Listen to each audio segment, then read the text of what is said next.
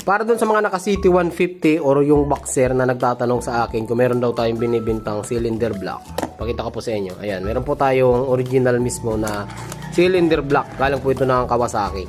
Ayan, sa box pa lang naman makikita nyo na kung original ba yung isang parts ng Kawasaki. Ano? So kapag nag-order po kayo nito, ang masamang balita ay wala pong kasamang gasket. So mag-order kayo ng hiwalay na top overhauling gasket. Kasi ito ay cylinder block lang po mismo. Ayan. Original po yan, kulay gray ang pintura niya.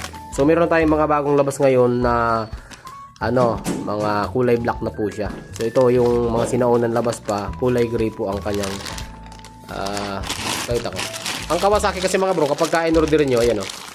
Pagka in-order nyo yan, nakakabit na yung piston rings, naka-install na. Hindi po kagaya ng ibang mga block na pag in-order nyo, kayo yung mag-assemble ng piston rings sa kanyang cylinder block. So ito, isasalpak nyo na lang talaga siya. So dun sa mga nagtatanong, pasok ba ito sa Rouser 135? Yes po. Sa mga gusto mag-convert or mag-upgrade ng kanilang mga motor, Kawasaki Rouser 135, kakabitan nyo ng cylinder block ng CT150, pwede nyo pong ikabit. So sa mga gusto mag-order, nandiyan po sa Yellow Basket, i-check out nyo na lang.